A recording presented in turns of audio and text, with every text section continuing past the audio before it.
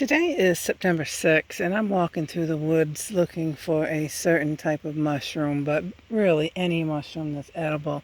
And I can see right here, this is a painted Suillus, so I'm going to save that. But I come across a birch log that is loaded with stump puffballs. And the puffballs take on a typical puffball shape. I don't know if I can show you what I'm doing. I'm going to cut a couple of these off real quick. And I'm going to show you the general shape. Whoops. Typically they're white, but these are a few days old by the looks. And I can tell if they're a puffball if I cut right straight through. And it is totally white inside with the same texture. It's kind of like a soft sponge, a very fine porous sponge. Some people refer to it as marshmallow-like. But basically you're looking for the general shape is round or pear-shaped, can be white or beige. And you can see these have like a little dimples on them, but not all of them do, like this one doesn't. So you basically look for the characteristics. This is a spongy mushroom. I really like these better than the regular puffballs.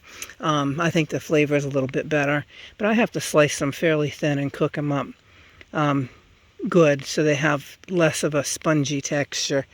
And if you open one of these up, if you open one of these up and you see lines or discoloration or any sign of gills of a mushroom that hasn't opened yet, then you want to just leave these right alone because they're not puffballs.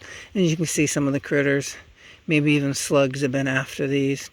But I'm going to go ahead and harvest all these, and we'll feast on them really soon. Yay! Puffballs, stump puffballs. Okay, I just harvested probably a couple cups worth of puffballs, stump puffballs. And what I'll do is, although I know these are good puffballs and they're edible and exactly what they are, before I cook them up, I'll go ahead and slice each one in half. That's just my way of double, triple, quadruple checking. But I will come back here in a few more days because you can see there are a lot more starting to grow, and they'll be ready in a few more days, and I'll come back and harvest another meal.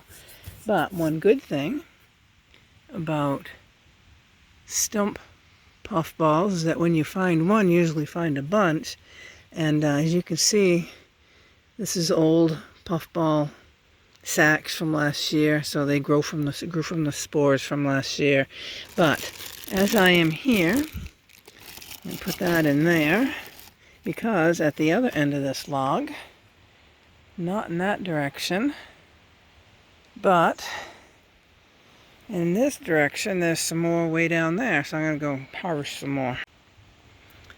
Okay, I've come to the other end of the same log that I just harvested stump puffball mushrooms from, and these ones have gone by, and you can tell, well, that one's not, well, yeah, that one has.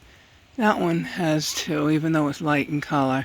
But you can see that the spores have already pushed through some of these, or it opened up so that the spores in the right conditions can explode.